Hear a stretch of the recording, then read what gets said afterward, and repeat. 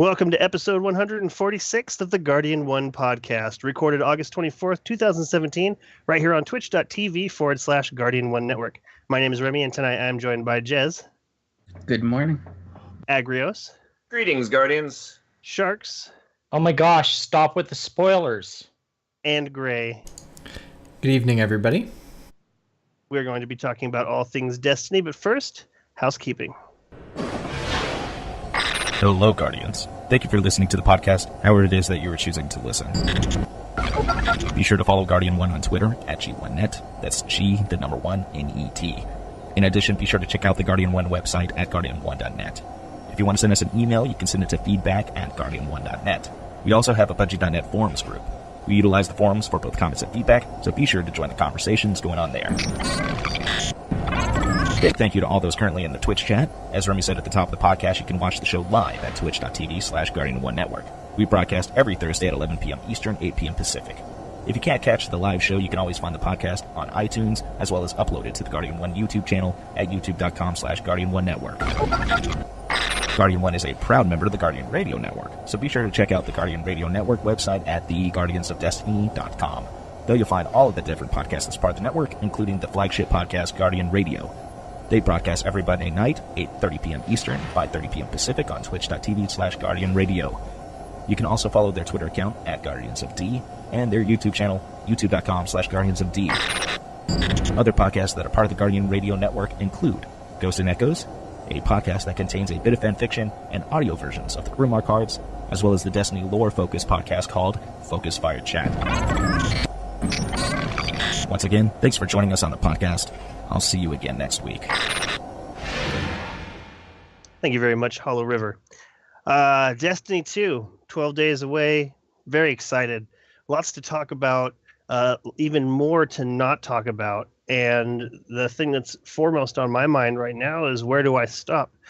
Because on the one hand, I'm part of this podcast and we want to talk about Destiny, and there's news out there, there's information out there right now that I have not looked at. And a part of me, it feels very selfish. Part of me feels very selfish because I should be looking at that information so that I could turn around and talk about it to everybody who shows up to this podcast who has probably also looked at it. But I'm selfish. I want to save many of these surprises, many of these pieces of information for when I start the game myself. I don't know that I've ever had this problem before in the entire history that I've been playing video games. I don't feel like any game has given out so much information before it comes out than Destiny, or it might just be because that I've just never given a crap as much as I do about Destiny. And before, sure, there was videos, and I'm certain that there's been previously people going down to studios to play test the games before it comes out so that their reviews can be put out that very same day. Instead of having to wait with everyone else, they have this access. They went in and played it first. And I just don't, I must have not cared as much, even about previous Bungie games, even Halo 3, even Halo Reach, ODST. I don't feel like there has been this level of information being given out. I don't feel like I've ever had to dodge information like I do right now. Right now on my YouTube, not my YouTube channel, but when I go to YouTube, my recommended are like spoiler, like I've learned so much today just based off of thumbnails, and I feel like I'm very conflicted. I almost did it. I almost just dove in today and just watched everything that was out there. I really wanted to, but I still want some of it to be special for when I see it. But then on the other hand, who cares? Who cares if I saw it first on YouTube or if I, watched somebody else do it? Like I'm having a hard time with this split. And I want to go to Agrios first because I feel like, as far as all of my friends go, I feel like he is the one who I can trust the most to steal himself and to prevent himself from doing it. Other people, they might not have the steal. They might not have the ability to stop themselves from looking. Agrios, how is it that you are able to not look at spoilers? Also, being the news person on this show, how is it that you're finding information without finding too much information? Well, the answer to the first question is both Reddit and well-written articles. Okay. There are plenty of journalists out there that understand that there is a large portion of the audience that have no desire to be spoiled at all. So, I mean, there were plenty of great articles I came across that, stay away from the story. They only talk about story that we clearly know from trailers. Like, for instance, well, let's just talk about this right off the bat. As far as spoilers in our show today, you can count on me not revealing anything from the story that hasn't been talked about in an official Bungie release, like an official Bungie trailer themselves, or an official Bungie interview with a Bungie staff member. Beyond that, it'll only be mechanics and things like that I would be talking about today. And I mean, I have to thank, like I said, Reddit is great for that. There are plenty of people who want to talk about the things going on in the articles, and I don't know how. I find it very easy to dance around reading anything that I don't want to read. Like, the people there aren't talking about the story. They're talking about the mechanics. The people who have whatever that part spoiled for them, that's not the part they come there to talk about. So that's not where the discussion's going. The discussion's going about, we can use a map during patrol now to find our way around. And that's not a spoiler to me. Okay. That's a technical bit of information. That doesn't ruin the wow factor. That doesn't ruin the revelation of something in the story. That doesn't spoil the way something looks and impresses upon me as I walk through it and look at it the first time. Those are the things that excite me and are memorable. And watching someone else do it on a YouTube video, being forced to look where they look and not where I want to look the first time I experience something, takes away a large part of it for me. So the visual spoilers are probably more important to me than anything else. People as a whole are pretty good about not trying to spoil the story for people who don't want to know the story. So if you don't watch the video directly, it's not hard to dance around that stuff on the web. Interesting. I think part of what's fueling my interest in digging in just as much as I can and getting out whatever I can is the fact that where I am, my time zone will be the second to last one to have access to Destiny.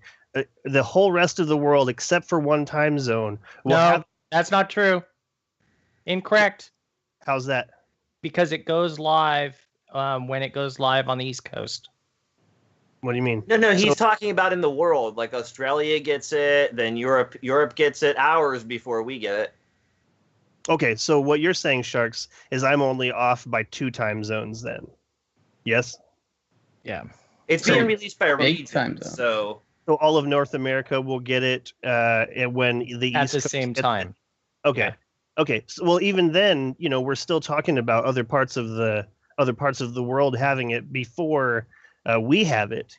hours and hours before. I'm happy to hear that I won't have to wait till midnight my time in order to enjoy those things. It will be 9 o'clock for me. But Actually, hours and hours. While we're talking about that, you may want to check with your local retailer. I'm aware that some GameStops, for instance, will be handing their disc out at 11 p.m. Eastern time. Interesting. I've decided to just go digital. I am still looking forward to picking up that collector's edition. I still do want that purse or knapsack, whatever it is. I think that'll be very cool. I really want stuff, but as far as having the game, having access to the game, I don't want the disc anymore. I'm really just interested in digital. So I'm going to get the digital Is it the digital collector's edition? Digital legendary edition? I'm going to get the most expensive digital edition that it is. So hopefully that still falls under the 9 o'clock Pacific time. It does. Yeah. It says that on PlayStation Network. Right. All the digital editions will all be at the same time. Okay. So yeah, I I really feel like if I'm the one spoiling it for myself, it won't be such a big deal as in here is the entire world going through all of it. I feel like I don't know. I feel like the power is in my hands, even if it's still a bad decision. At least I will be the one making that decision instead of having it ruined for me, or having to just cut off the world until then. You know what I'm saying? Let's see. See, I don't actually feel that way. I pretty easily just dance around it and go about my daily business, like without having. I guess I don't have that compulsion to have to fight. I see the reward at the end as being much greater than any sort of immediate gratification, so I'm content to hold off for that. You know, I feel like I see the end result as being a greater as being a greater treasure than. I just feel like it's going to be ruined for me, whether I want it to or not. Jez, what about you? Have you seen any of the spoilery videos that are out there? And how do you make sure that you aren't going to have your time with D2 spoiled? I mean, I've probably seen enough videos to know everything that's in the other videos because they're all kind of the same, really. It's just the same thing from different people. But I don't think it's going to affect how I look at Destiny 2 because if you think about it, Destiny 1 had pretty much every exotic spoiled for us. And did we care when we got Hardlight for the first time or Galahorn for the first time? No, because it's not ours at that point. It's just an abstract thing that looks cool until it's in your hands and you actually are excited again. Interesting. I think I see what you're saying. You and Agrios are both better people than me, so that might account for your abilities to handle the situation the way that you are. Sharks, what about you? Have you watched any of these spoilery videos, or have you just kept it to what Bungie has revealed through their main YouTube channel? And how do you stop yourself from just going and finding out so much? There's so much information out there right now. Okay, so I said a few weeks back, I was really, really impressed with Bungie because they limited what us as consumers were seeing. And I think that's great. I hate watching trailers. I hate, finding out things about games, movies, TV shows, etc. Then a couple weeks ago, we found out that that our friend Paris was going to be going to Bungie. And I was like, oh no, he's going to Bungie. What the hell? If he's going to Bungie, he's going to be playing the game, and what is it that they're going to limit him to? And then, of course, yesterday, everything went crazy with leaks, and which we'll talk about, I'm sure. And I was like, you got to be kidding me, like they're not limiting what they're allowed to show people.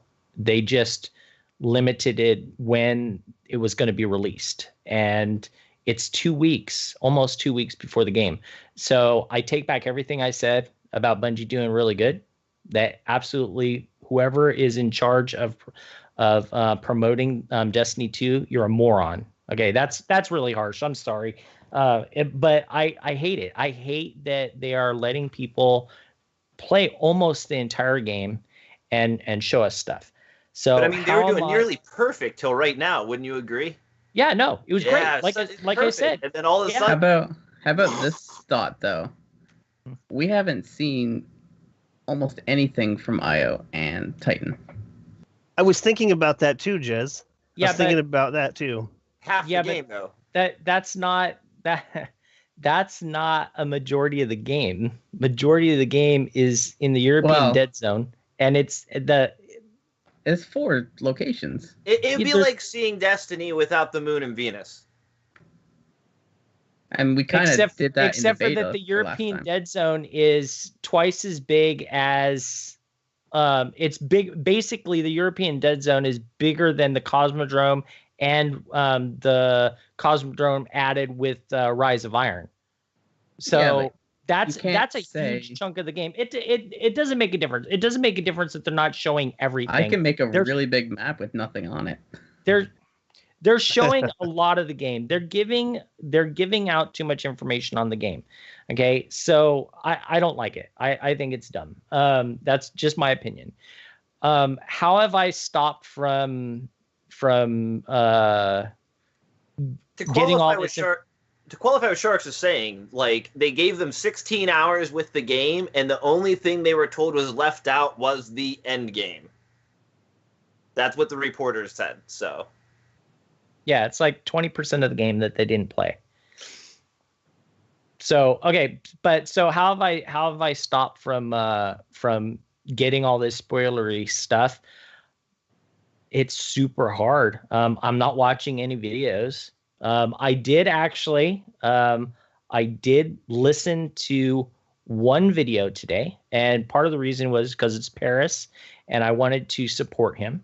So I did have it on the background, but the only video I listened to was his longest one, which is talking about his impressions of the European Dead Zone. And anytime he started talking about specific things, I muted it and then unmuted it after a little bit to make sure that he had finished saying that stuff, because I didn't want to hear it. I didn't want to hear specific information on the game, and I didn't watch any of the footage that he put up there. And that's just one person putting stuff on YouTube.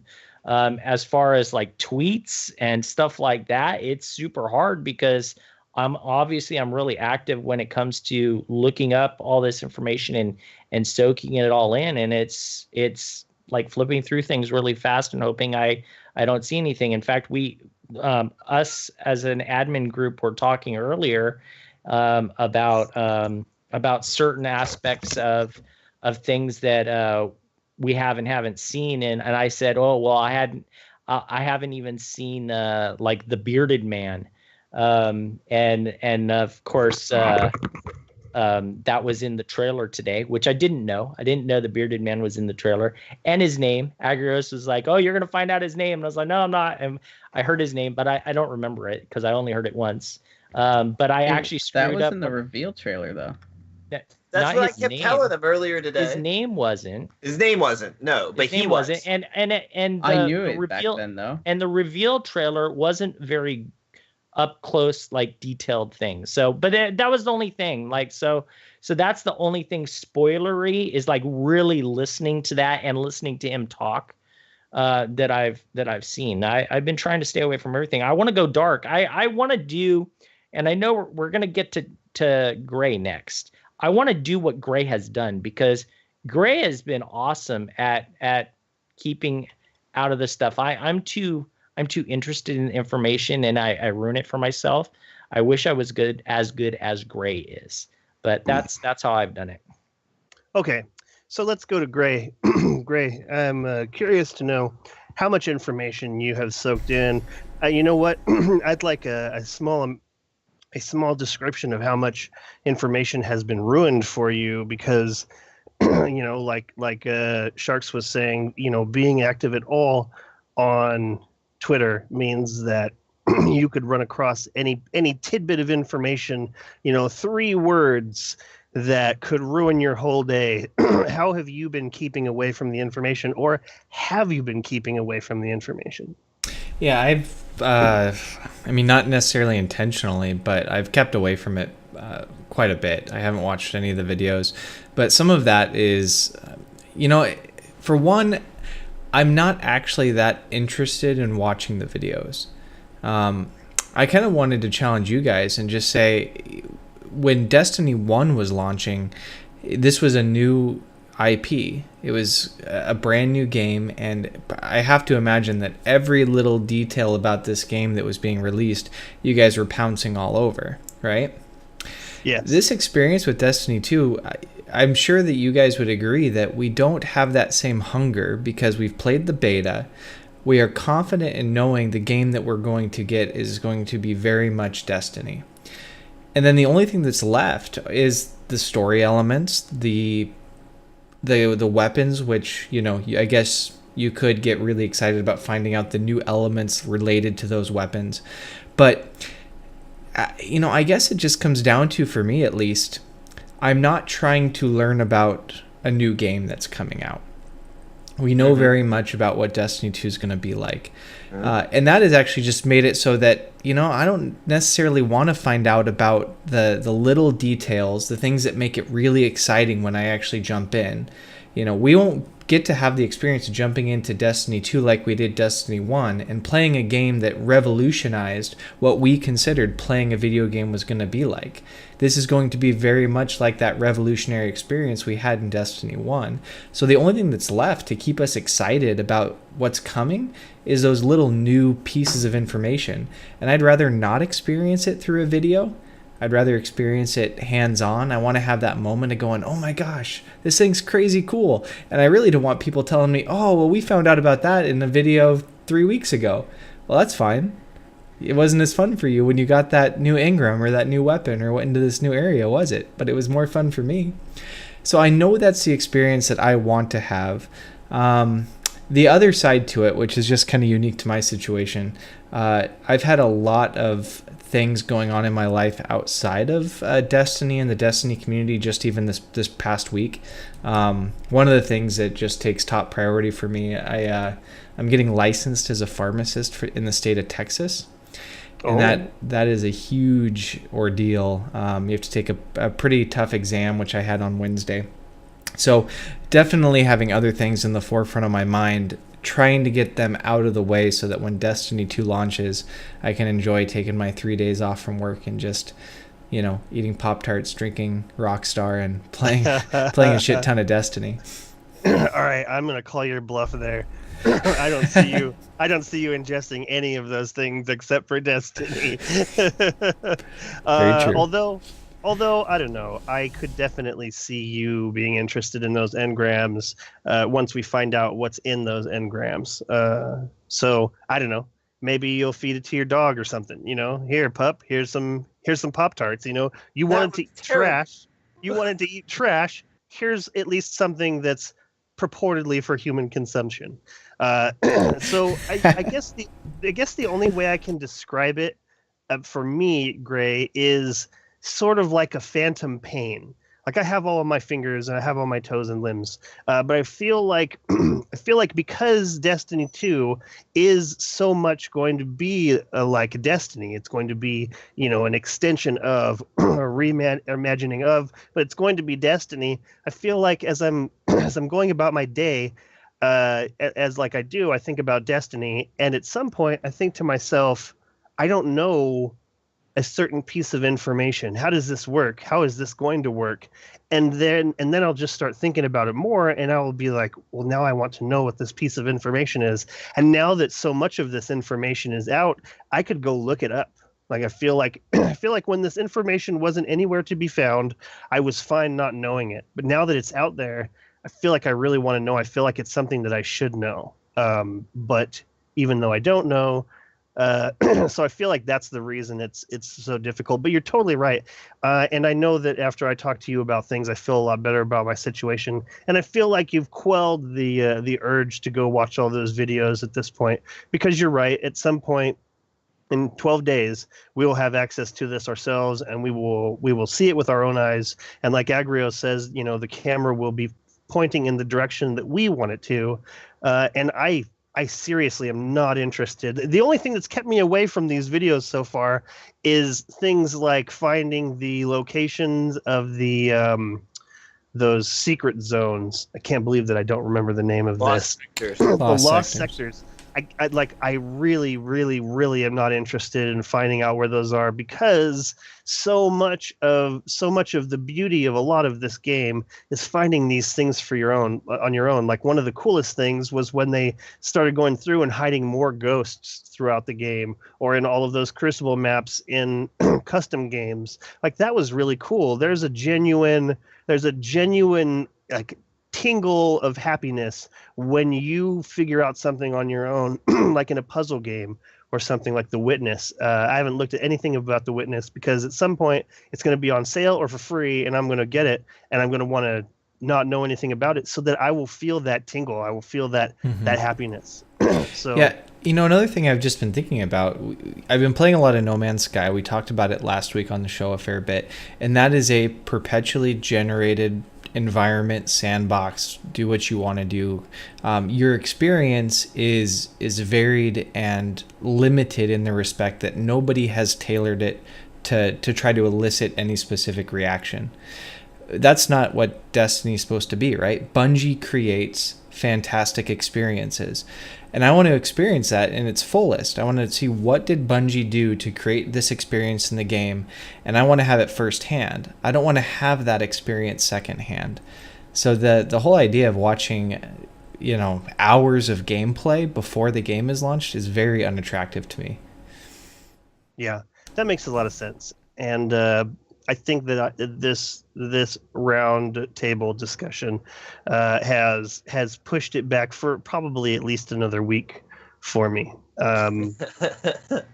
Because imagine what we're going to know then. Imagine what kind of stuff is going to go live in the future. So the next embargo lifts on September 5th, the day before launch. Okay. So there is more information behind embargo that has already been given to the press that will be put out to the public before the game launches.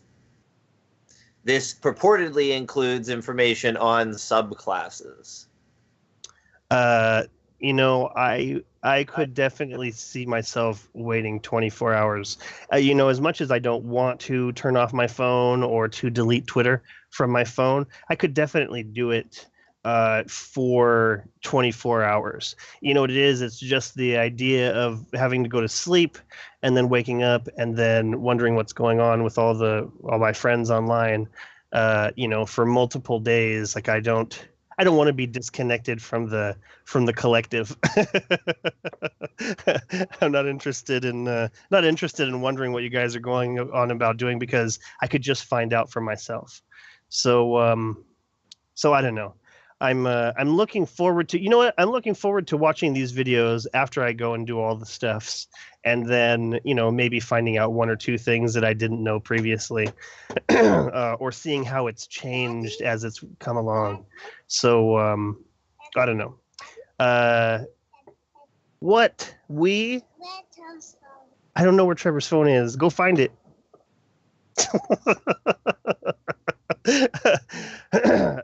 Okay.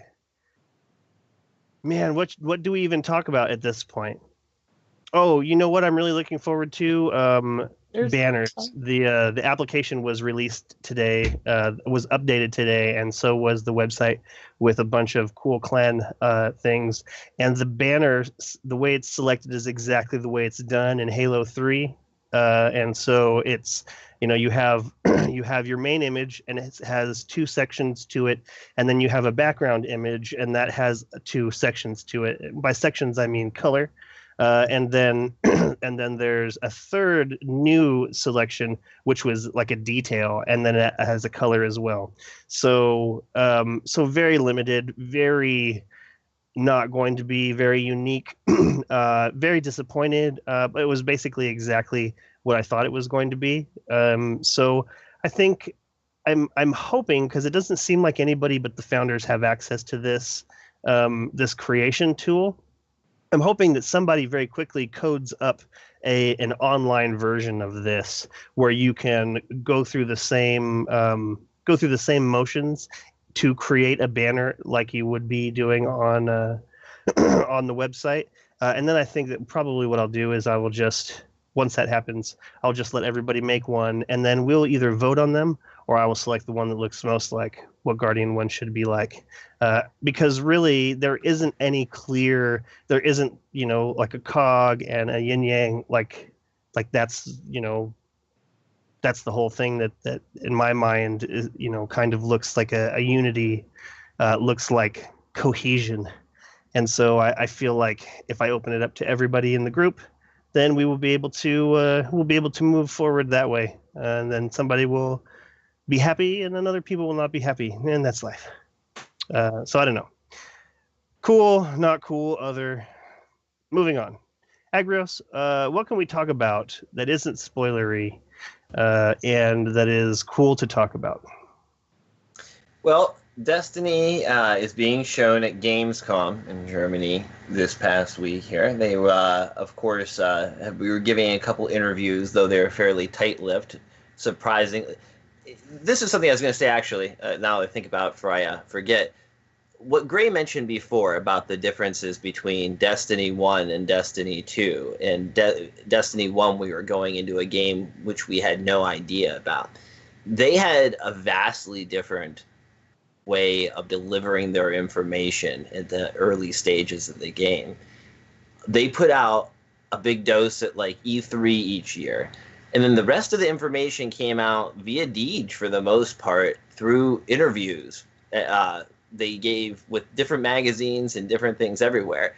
And the thing was, we had so little information about Destiny 1 that nobody knew the right questions to ask.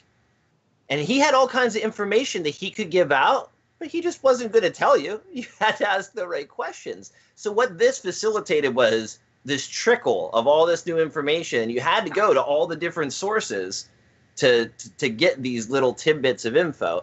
And I mean, they were so minute as in, like, it was exciting to find out, oh, the Axiom bolt splits into 2. Oh, no, we found out now it can split into 3. What's the deal with that? And that was a huge deal, just finding out, like, that little bit of information on one given day. So, yeah, that's a great point you had, Gray, is that we already know so much about what Destiny is that it makes those little details that much more valuable not to spoil. That makes sense. Makes a lot of sense. Yeah, so they're in Gamescom this week, and along with their stay in Gamescom, they released a slew of new trailers. We got our official launch trailer. We got the official European Dead Zone video, as well as a Meet Cade 6 and a Meet Hawthorne video. From the looks of their site, we have 3 more videos coming up. I didn't note that the titles that they have posted on the thing here. I should have. But it appears that it's likely going to be 3 more videos profiling our Vanguard mentors, and finally our mortal enemy in Destiny 2, Gaul.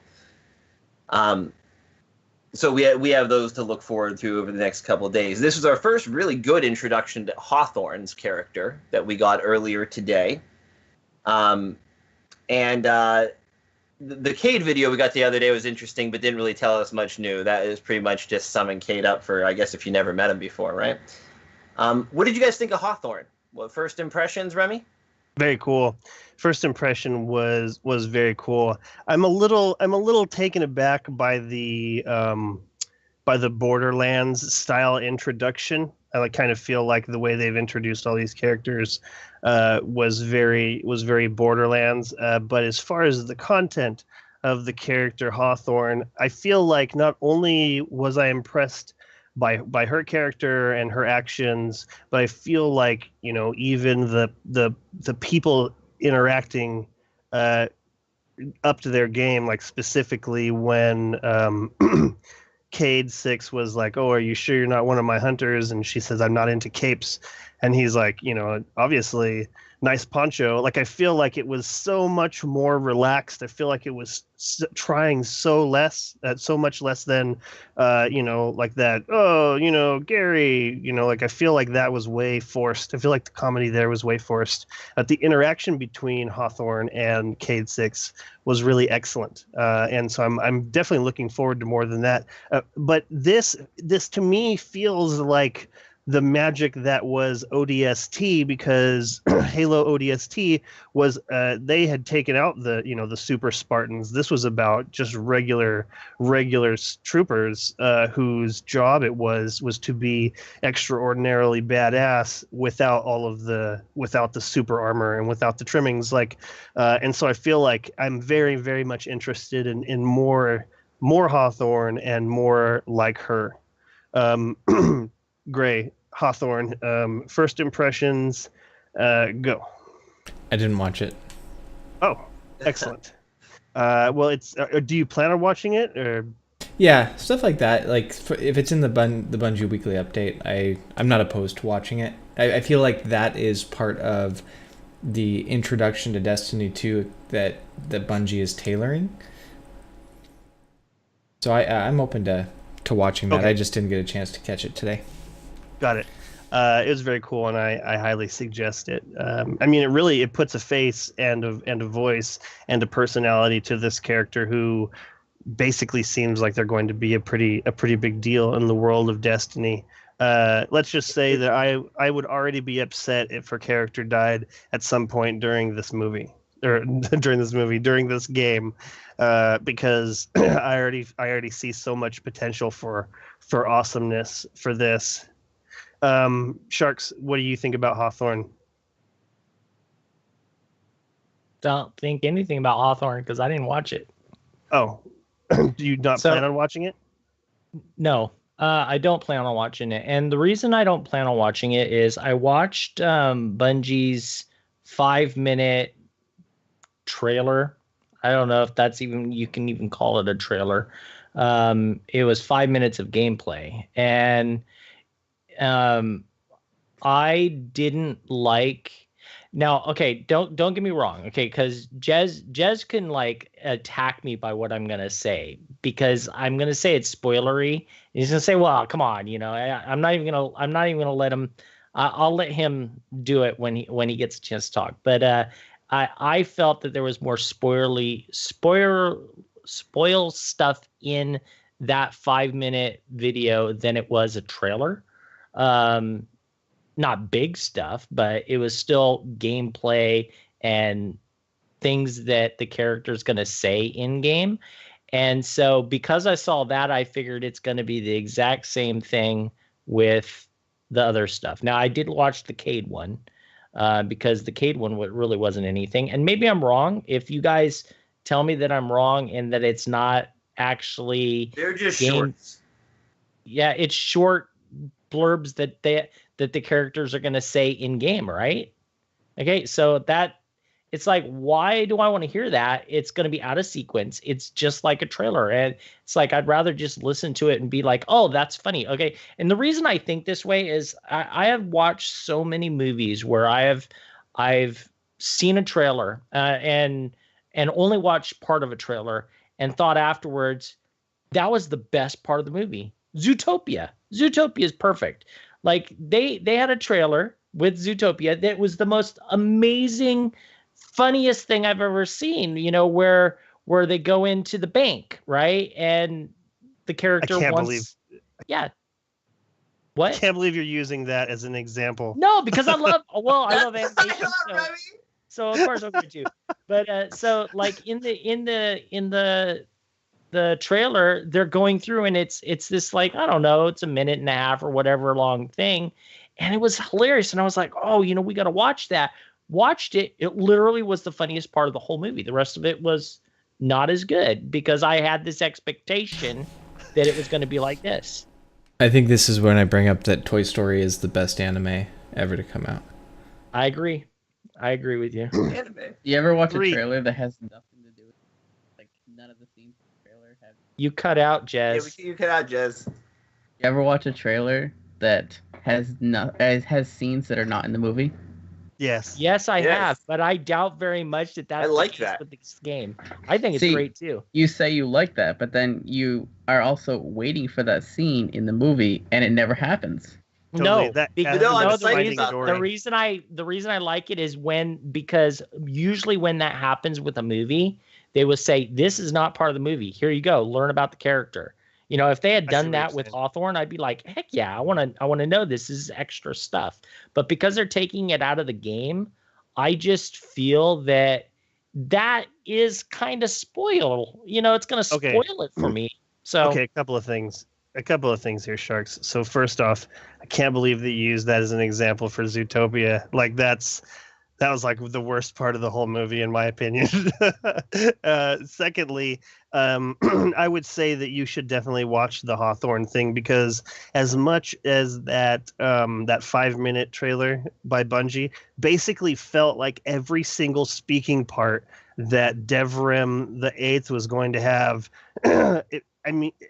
it was too much. That was way too much information. I felt like we got the whole cut. Like, okay, well, here's absolutely every single thing that this character is going to say in the game. And that bothered me. And thirdly, But wait, so are you saying that it's not for Hawthorne? Oh, yeah, it's not for Hawthorne. There definitely is lines, but you're not. I think that the Hawthorne one was like a minute and a half long or shorter than that, and it was just a couple of lines. But I feel like in this specific case with the Hawthorne, it gives you the color and shape of her character, and I feel like that's beneficial. I feel like that's not bad, at least. Okay, well, while you are talking with Jez and Agrios, I will listen to it. Okay, but hold on one second. I also wanted to say the trailer for Moulin Rouge was such crap that I did not see that movie for years and years and years because I thought the only rule is don't fall in love was the stupidest thing I'd ever heard in my whole life. And then finally I was down on my luck and I had my heart broken, and somebody said, "Hey, let's watch this Moulin Rouge." And I said to them, "Well, it looked really stupid." And they're like, "Well, I don't know why you think that." Was it because Jez? it's amazing. Was it you and It Jez was watching Jez. Moulin Rouge? It was Jez. He was 12 years old. Moulin Rouge is amazing, despite a couple of things here and there that I don't think fit at all. It was absolutely fantastic, and the people who made that trailer should be ashamed of themselves. But that just goes to what I'm saying about trailers. Trailers don't necessarily make the movie or the game or anything any better. Definitely, definitely not. Yeah. But you know what's funny about that is I absolutely love trailers. I absolutely love trailers. I will sit down at my Xbox and I will just watch trailers from the Hulu section. See, this is why I get so. This is why I'm such good friends with you, Remy, because you are just like my friend that I have that lives here in town. He will sit there and watch trailers endlessly, and I can't do that. I cannot do it. My brother he's in the chat. He will tell you, he would come home and he would tell me about trailers and I would yell at him. He would tell me, the thing is he was really bad because he would tell me the whole damn movie. He's like, I just saw the movie, blah, blah, blah, blah, blah. I was like, dude, I don't even want to listen to the trailer. I don't want to listen to that. So yeah, I can't do that. I cannot do All right, that. I got to salvage this just a little bit because Lomboy is pointing out that the Destiny podcast has only talked about Zootopia and Moulin Rouge trailers for the last few minutes. I just finished reading Ready Player One. Have you guys seen the trailer for that movie that's going to come out? Yes. Yeah, I'm going to read the book for that. I think what you guys have to remember, especially Sharks, is that trailers are marketing. If they don't put their good foot forward, no one's going to go watch I it. realize that, but that's the whole thing. You know, you're asking, like Remy's asking, are we going to watch this stuff? And I was like, no, just because it's marketing doesn't mean it's not spoiler. You know, I mean, it really is an art. It's as trailers are an art as much as anything else. Right. Bad trailers will give away the ending, like the trailer for Terminator Genesis. Don't watch that because you will know how the movie. You will know too much about the movie, and I still haven't seen that because I know too much about the movie. Okay. So why don't you go watch that Hawthorne thing, Sharks, and I'll talk to. I already talked to Jez about this, but I'm going to talk to Agrios. Agrios, Hawthorne. What do you think about Hawthorne? I thought it was neat. I thought it was a good introduction to the character, and I mean, it seems that she's going to be one of the. I mean, obviously, with them putting this trailer out specifically about her, they've talked about her a lot in the past, but she's going to be more than just your general NPC contact. I feel like, she's going to be, a major player as far as like the Vanguard mentors were to us in the past. She's going to be as important as they are to us in the future. And she seems like a neat character. I'm really spoilers. You better rein in that statement a bit.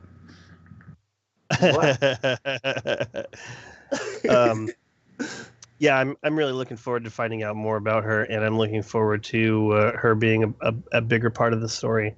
All right, moving on. What you got, Agrios? So they introduced another character to us in the European Dead Zone trailer, Devram K. the Eighth. He's going to be one of our main contacts in the European Dead Zone.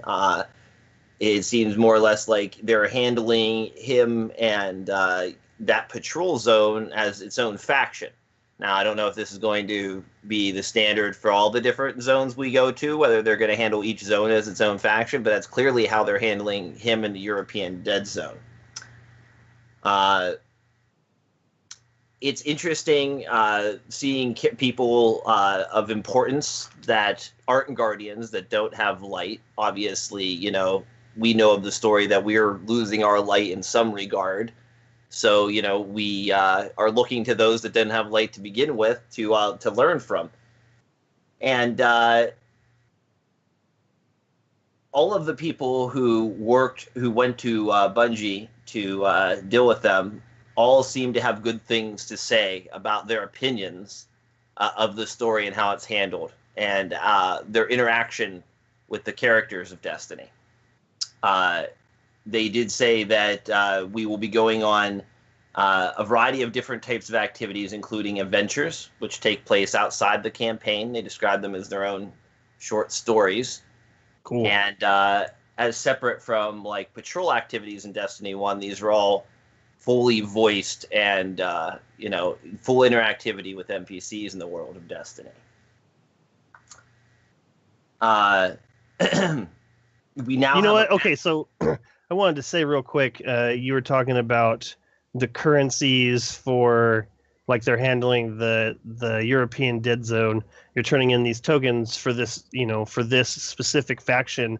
Are each of these planets going to have their own faction? This is one of the reasons I feel like the game is going to be huge.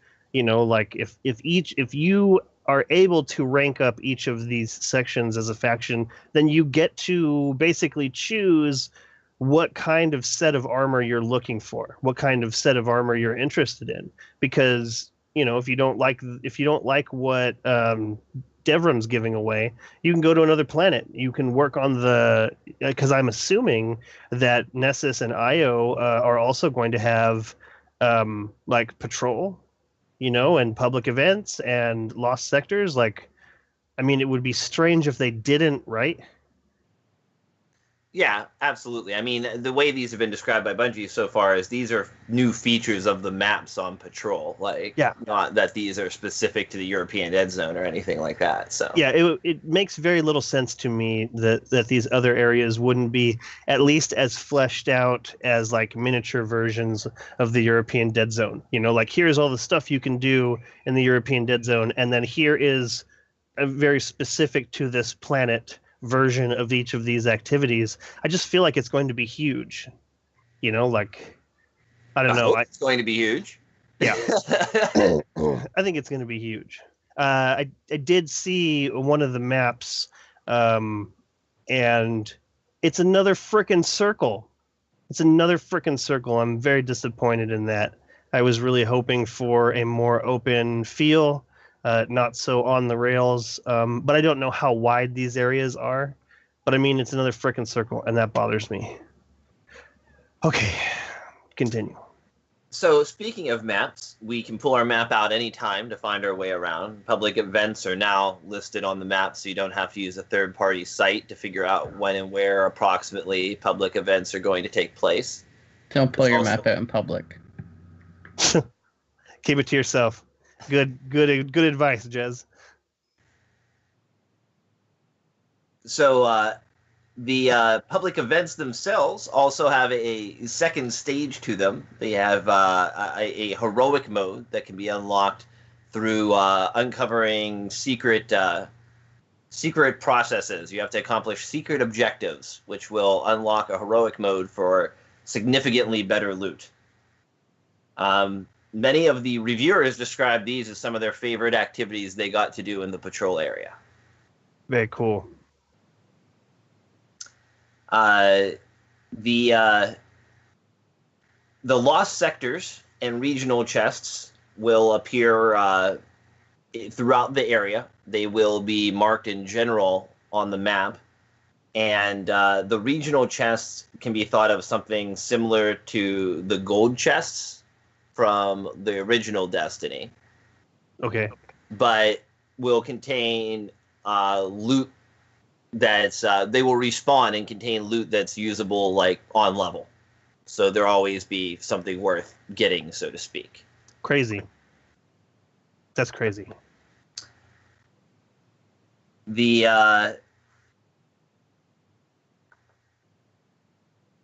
So that's all I have for patrol areas and events.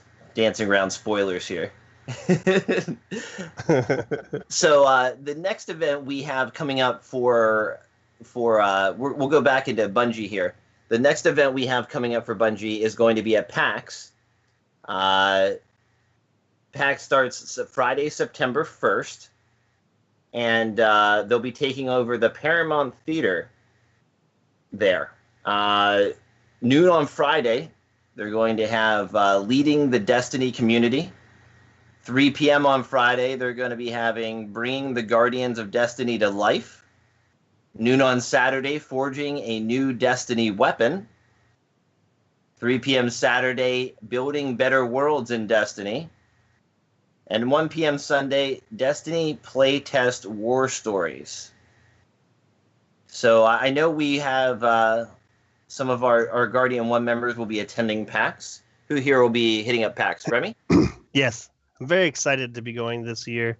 I only got a ticket for Friday, or a pass for Friday, but as long as they did not change it, Luke Smith was supposed to be doing a talk at 10:30, like he was supposed to be kicking off this whole PAX thing. So I'm hoping that that's still a go. But next week's show, Jez and Gray will not be here because they will be flying in to Seattle to go to this PAX as well. So will Mark Square. Mark Square is going to be there. Paris is going to be there. I think Dakota is going to be there. Gray, is Dakota going to be there? Yep, Dakota Dark. And I think that Knox said that he was going to try and go. So I feel like it's going to be a really cool opportunity to get to hang out and shoot the shit and also learn some things about Destiny. Friday is going to be crazy. And because it's my only time, the only pass I have, I want to make sure that I make it count. And I don't know, let's do some cool stuff while you guys are down here. Jez, what are your plans? I imagine that you will be going to these to each of these talks at the Paramount Theater. Is that correct? I have no idea what my plans are at PAX Actual. Yeah. Because I actually spend half my time at PAX in the D&D section. So I don't know what I'll do. That's awesome. Well, I hope to have a chance to meet up with you, maybe hang out, maybe not hang out, who knows. Gray, are you planning on going to each of those talks at the Paramount Theater? Yeah, I'll do the stuff. I'm only going to be able to go on Friday as well, so I'll try to maximize the content. Yeah, and then I'm just going to kind of see how it goes. We'll spend Friday at PAX, and Friday night we'll be hanging out with lots of the Destiny fans up there in the Seattle area. Should be great. You know what we should do? We should figure out how to tag team some of these employees that we find, do like mini interviews that we can play at some point in the podcast later. I think that would be really cool. I feel like between the two of us, we could have a pretty good comedy act. So I don't know. I feel like we could do a pretty good interview. So, but I don't know. It's going to be really great to see you guys there. It's going to be really great to meet you in person. Also, Mark Square, Dakota Dark, maybe Knock, Paris. It's going to be really cool. I'm really looking forward to it. I feel like it'll be like a glimpse into what Guardian Con 2018 is going to be. So, moving on. Moving on. We have the PC beta coming up. Preload starts Friday, August 25th at 10 a.m. Pacific time, and the early access goes live on August 28th. They give the control layout in the Bungie weekly update this week, so you can be prepared for how the key mappings will work out for you there. Who here knows they'll successfully be playing the Bungie, the new the PC beta? Successfully? No. Am I going to try? Yes. Same here. I'll be trying, but I'm not sure if the computer I have will be able to handle it. I know that I'm good to go with the processor. Like I've hit the middle specs.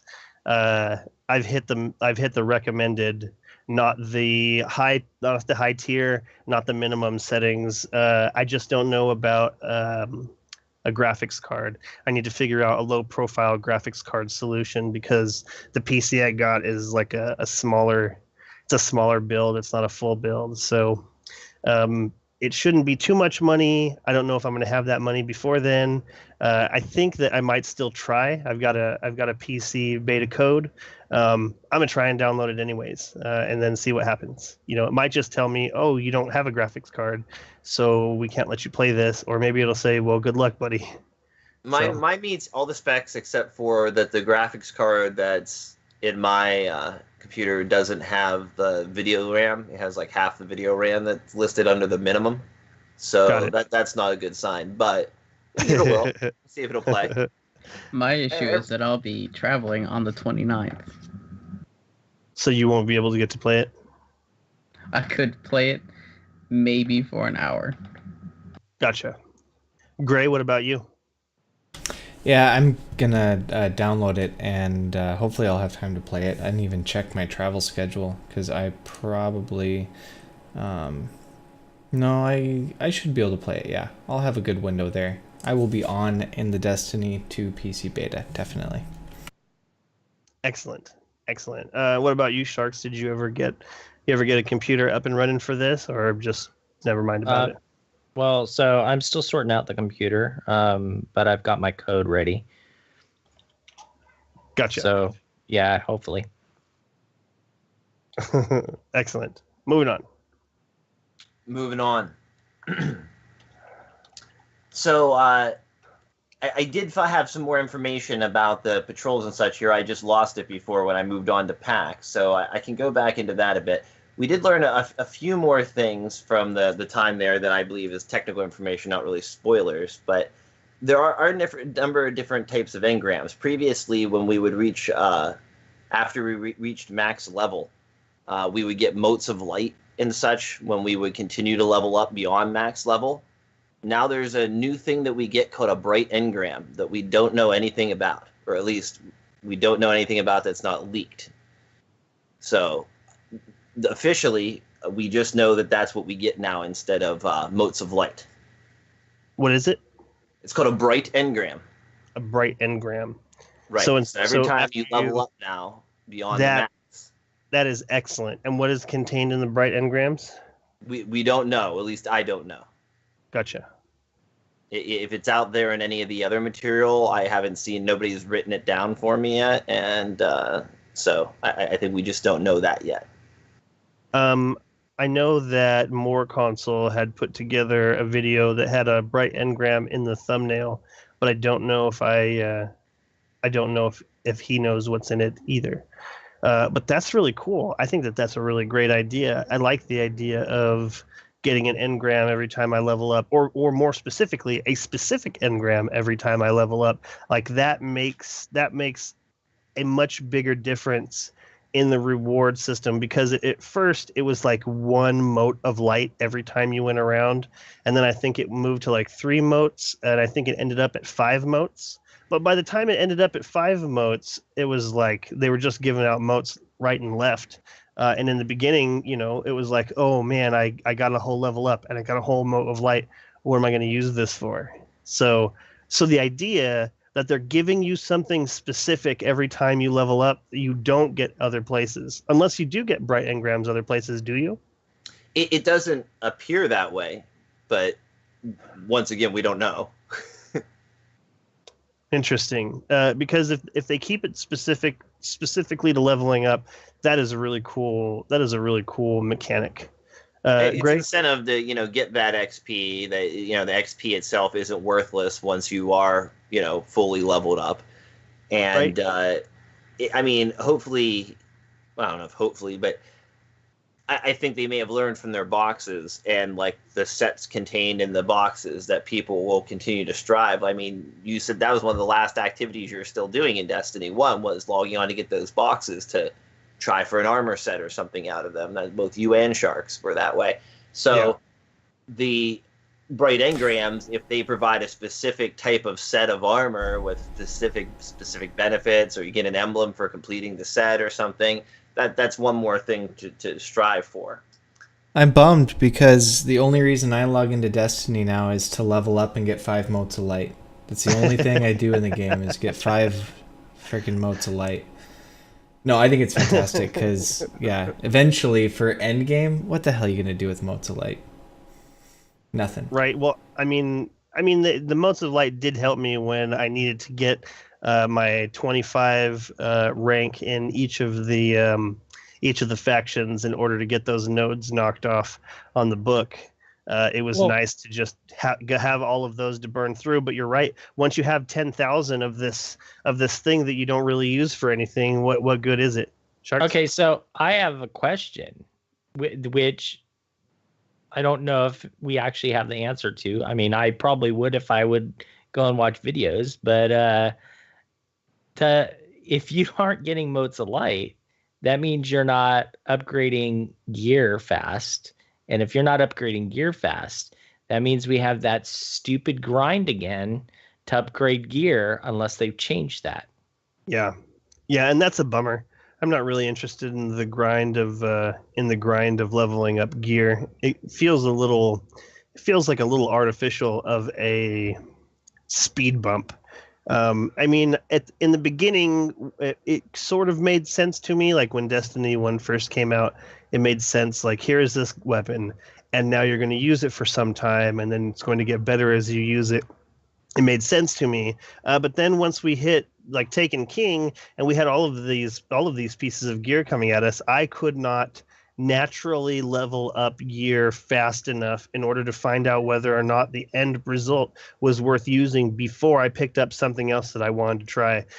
So many things required me to just burn motes of light in order to see what the end result was going to be for each of these pieces of gear. So I don't know. Isn't that why you're buying Pop-Tarts and Rockstar right now, though? I mean, that's only going to go so far. 25% experience, like that's not really that much. Really, it's just an excuse to put a bunch of crap into my. You say that, but that means if everything was equal, that would be 4 levels. You get a 5th level for free. That's true. That's very true. 25% is a lot. I bring it up only to say that if they put in that same mechanic where you could just use motes to level up, is that going to negatively affect their partnership with Kellogg's Pop-Tarts and Rockstar? Because why do you need it? Why do you need the up? No, because the motes of light, that was upgrading gear. That wasn't upgrading your Guardian. It wasn't? You sure? I was already max level by the time they instituted that, but no, I don't think. I'm pretty sure it doesn't. Upgrade like class abilities and stuff like that. You have to do that yourself, which, I don't know. Well, now it appears that our class ability is going to be unlocked via quest line and items rather than any sort of experience-based things. So, and we don't know that there isn't a mode of light type item in the game. Like they might just be calling it something else. Like we don't get motes of light every time we level up. Maybe, every 10th. We don't have our light at all anymore, right? Right, we have a power level, yeah. We ate all those motes of light right the first day, so we can be all right. So it could be something else. There could be another. Man, we're popping those things. There probably is another item in the game that helps boost your experience for weapons and armor. Well, I'm not gonna spoil what I know, but I know that there are lots of different things that we have as far as crap. Oh, that's a great statement. Yeah. Okay. So I looked at this information and I was like, because you killed Remy, Sharks. You killed Remy. You happy with yourself?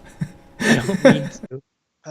It was just a screenshot, right? And so I was like, okay, well, a screenshot's not gonna like destroy that much information because they didn't really say anything. It was just a screenshot. But I was looking at the screenshot, and we've had this big issue with Destiny 1 that like every iteration they add this new monetary system, and there's like 3.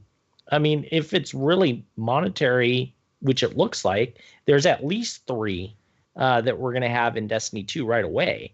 And I'm like, man, this. I thought we kind of got away from doing stuff like that, but apparently not. So, you know what?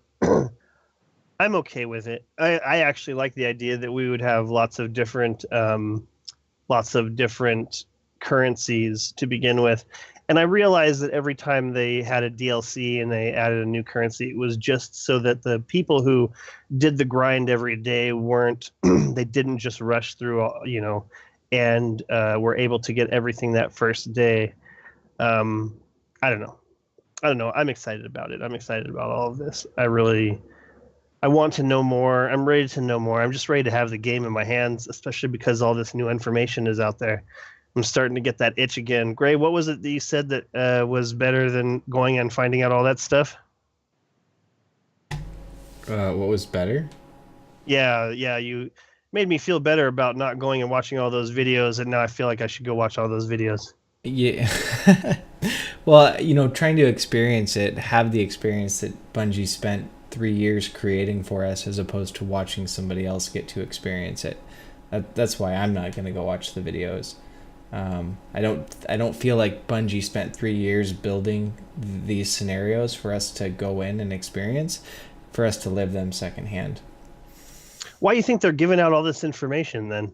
Because I absolutely agree with you that they spent 3 years creating this new world and these new situations, and they want us to experience it firsthand. So why would they give out all of this information like this? I think we're in a little bit of a weird transition with how gaming is seen and marketed because of the Twitches and the mixers and the streaming of the world now. I almost wonder if, we're still not sure exactly how streaming in general is going to affect the interest and long-term profitability of a game. So I think what they're doing here is they're investing in the environment and the people, which are likely going to continue to provide ongoing marketing for this game through its lifespan. And that's not a bad thing to do necessarily, but I don't.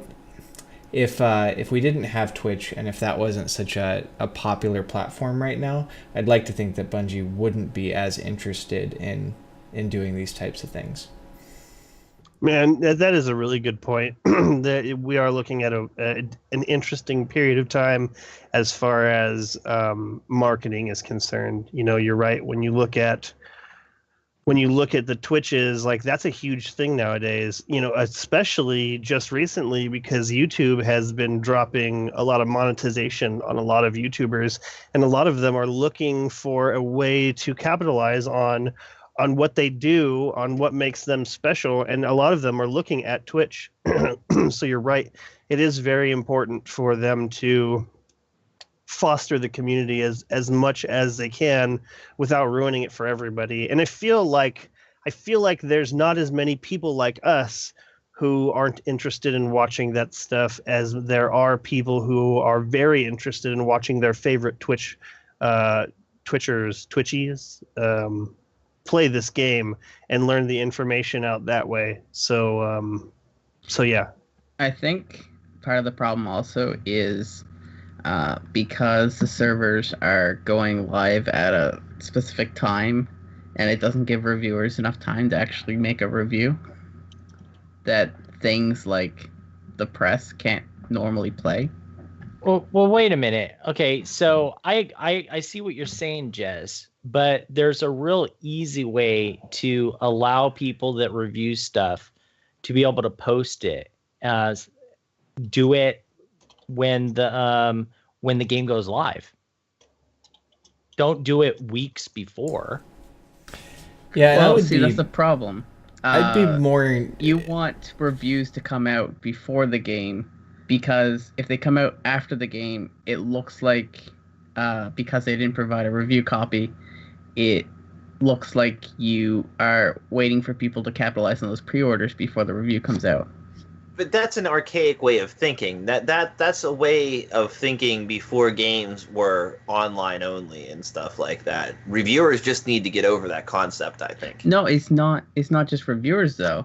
It's if a game doesn't have early copies for people to review it before the game comes out, reviewers can't say, "Hey, this game is actually pretty bad. You don't want it," and people will buy it and yeah, they'll but- get And I understand that concern. I'm just saying that, like, that just doesn't work anymore with the age of, like, the information, with the age of, like, data mining. Wait a minute. You guys are talking about two different things. You're talking about reviews and you're talking about showing and talking about the gameplay. Can't you have a review without telling about the game? I mean, That's what a movie review reviews is. do that. Well, yeah, but I think what Sharks is kind of saying is, can't you do a review that doesn't give major pieces of the story experience in the review? I think that it's the streaming and recording and publishing of extended pieces of live gameplay that it's bigger than just here's the mechanics, here's the engine. Classic reviews, I don't think any of us have problems with that. I think there's a place for that. The things that we're staying away from wouldn't be reading a review about the game. It's the reading or experiencing that live gameplay, the story elements, the things that you necessarily want to save. But I think that there is still a very strong place for those classic type of reviews, especially for anybody who's on the fence on whether or not they're going to pick up this game or not. I read plenty of great articles right along that line today, just like he's describing. There are plenty of good articles. There's a great Polygon article out there today that sums up a lot of the details. A lot of the information I pulled and gave on the show tonight was from that article. And I don't feel like there was one little tidbit they gave me that maybe I was like, I hope they don't give me anything more than that. But that was it. So I don't remember who said it, but they said, why not just let everybody have it, let the people have the information the day of. And I think that the problem with that would be that, the people who are most interested will already have purchased it and will be playing it on their own. And that's not going to help the Twitch streamers. Yeah, but those people were going to buy it anyway. Yeah, I know. But since nobody has access to it except for these Twitch streamers, then here is some really great amount of people coming to your channel. Like it's sort of a you scratch my back, I'll scratch yours. Oh, I see what you're saying. Yeah, so like they give it to them. I don't care about any of them. Totally. So, Short Bus. Like I don't care about Bungie stuff. Short Bus 720 says Doom didn't provide reviewers copies, and it was a fantastic game.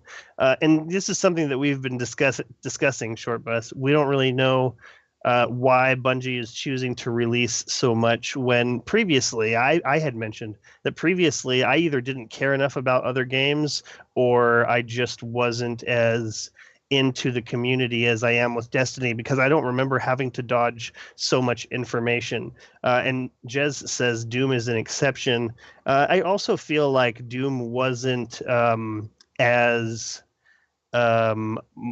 shared world shooter as Destiny is. One of the reasons that they wanted to have people wait for their reviews was so that there would be this world of other Guardians there, because that's part of the thing. I think Doom was like mostly a first person shooter, like something that the world you could craft as much as you wanted, and that was the experience, kind of like scary games that have like jumps, like as I'm hanging out with my friends in Destiny, I don't really feel fear. I'm not really concerned about jump scares and things like this. I feel like Doom was more of a cinematic that you play through, and Destiny was more of this multiplayer hanging out. Like I feel like I'm not able to pay enough attention to the story when I'm playing with my friends, because one of us is always making a joke or someone's always talking. So I feel like Doom was, maybe an exception. Jez, what was your specific thought on why it was an exception? Well, most games that have release dates that coincide with their embargo dates, or even not giving the reviewers a copy before that, are just not that great. They're holding it off because they know it's going to get bad scores. But Doom held off, and it didn't have anything to do with it being a bad game. That was the exception, you're saying? Right. That normally that's not the case. See, I think that's a stigma that we just need to lose. Like, if you're concerned about whether it's a bad game or not, don't buy it on launch day. Well, that also leads into this pre-order culture that we have, where you get this gun and this sword and this everything else free if you pre-order the game. Yeah, but okay, what about this though? Everybody has pre-ordered already. They pre-ordered way before all these reviews are. You can cancel. Well, you can return the game after you buy if it's sealed too. If it's sealed. You always could. But it still would be Destiny probably is... too late at that point. You get it home, you rip open the package, and you play it, and then you're like, oh, this kind of sucks. Let me look at the reviews. Oh, they see it sucks. Since I got burned so hard on SimCity, I will not pre-order another game, with the exception being Destiny 2. I haven't pre-ordered a game since Sim fucking City. See, I don't understand the problem with pre-orders. I'm fine with pre-orders. About that so bad. I know this isn't a Sims podcast, but this is like the second time you brought that up, and I want to hear about it so bad. But you know what? I feel like I'm seeing this from a different side than all of this, because for me, pre-ordering Destiny is, I feel like it's a statement, but it's like a statement from me to Bungie. Like, even without all of these pre-order things, even if there was no pre-order bonuses, I want them to know that I'm excited about their game. I would be pre-ordering anyways. Like, I want them to know, like, I want to raise my hand. Hey, class, who's interested in making this purchase of Destiny? I absolutely am, and I'm willing to put my $5 down on it. Like, it's I have no problem with this. This information is extremely valuable to them. And if this information helps them make better games and helps them distribute the games more effectively to the populace, I have no problem with that. And without an incentive, half the people that are going to buy the game and have it pre-ordered now wouldn't have bothered pre-ordering it. They were just like, I'm just going to get it when it comes out. Oh, I missed the collector's edition? Oh, well, I'm just going to, get it when it comes out. But this is a hard metric that they can use very valuably to effectively distribute the game and, put more effort into the game if there's enough interest for it and stuff like that. So I never really had a problem with that, especially since, everything's always fully cancelable, refundable, move it to a different game, get your money back. It's never really been a big deal to me. See, my issue is now with Bethesda games. Like, Dishonored 2 came out a while back, and of course, Bethesda's going on this kick of no early copies. So, well, except for that time they gave us Skyrim to some random streamer, but there's no early copy, so you gotta wait for the launch date to get a review for the game. So holding off and not pre-ordering to make sure, hey, this isn't a shitty game, you also lose out on being able to get Dishonored 1 for the pre-order bonus, and whatever weapons that are in the Dishonored pre-order bonuses. Like, I don't mind pre-order bonuses in general, but I mind that they're not accessible without pre-ordering. So a lot of them become accessible later in game now, which is nice. I've seen a lot of them also become purchasable DLC afterward. Like, you can pay $1.99 or $2.99 and get all the pre-order DLC bonuses. Like, Just Cause has like some pre-order bonuses. Like, their Just Cause 3 had the weaponized vehicle pack that you can buy on there. Well, that was the GameStop pre-order bonus. So a lot of the things like that you can buy after the fact if you didn't pre-order. Or one of the things that a lot of people are doing now, if you don't like the pre-order system and want to play the game, like just game the system, just go to GameStop, put $15 down, pick out 3 games you want to pre-order, get their bonuses. And every time you stop at that GameStop, just move those 3 pre-order bonuses to 3 other games and get the pre-order bonuses for them, and just keep moving that $15 from 3 games to 3 games to 3 games to make sure you always have all the pre-order bonuses, whether you ever get that game or not. Well, what about when you get pre-order bonuses when you pre-order another game? I mean, Remy knows all about that. The shader that he didn't get. I don't know if he finally got it when it opened up the last, 6 months when they allowed everything to go into game. But there was that one shader that he wanted for forever. Yeah. It wasn't a shader. It was an emblem. It was both, wasn't it? It was the shader. Because shader is what you got for pre-ordering Call of Duty and Destiny originally. Yep. They also gave it away at a number of conventions. It was black and gold. Yep. So the thing that I don't remember what you're talking about, but the thing that bothered me, and this made me so furious, is I pre-ordered Destiny through GameStop online, and I expected to get that really sweet Vanguard emblem, the orange Vanguard emblem, the one that I have always rocked on my PlayStation Titan. And when the day showed up, the game came out on the day. They sent me an email that was for a $60 card, a $60 gift card. Like, there was no actual pre-order of the game involved, and it didn't even cover the entirety of the game. Like, I was so furious. Like, I didn't get any pre-order bonuses on the Xbox, and it didn't cover the whole part of the game. And so I called Xbox Live, and I made like a very polite stink, and they paid for the rest of it for me because I was mad. Well, it should have covered the whole game.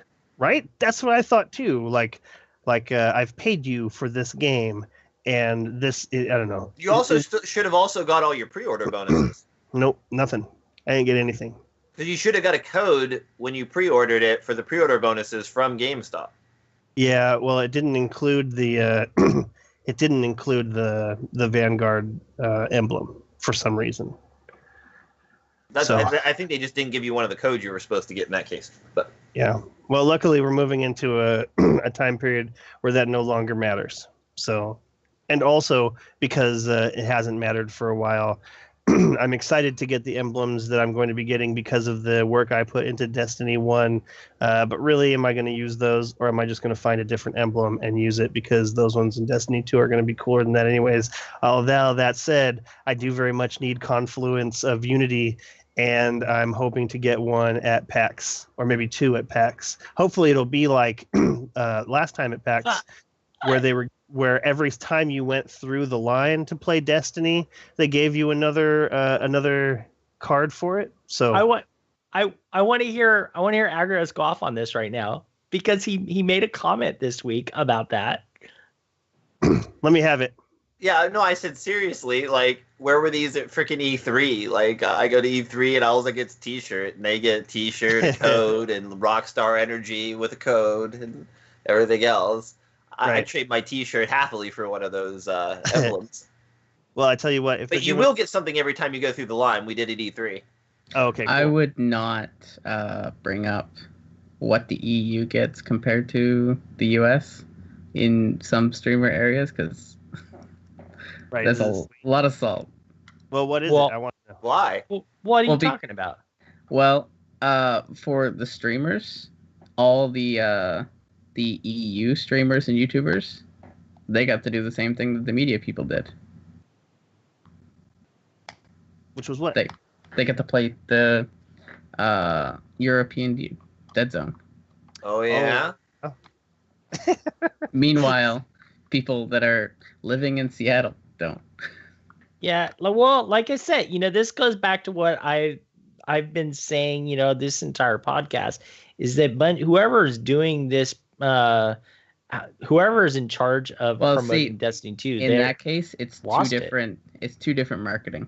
That's Activision and Activision UK. That's true. Right. Activision UK is on top of it too. Like, I'm always watching those guys interact with their Activision UK person. Like I think that it's probably has something to do with it being like a smaller market. And so, it's the same thing with, here's 60 people in one class, here's 15 people in one class. Which one is going to get the better, the better interaction, the better stuff. So also, they're probably also cooler over there.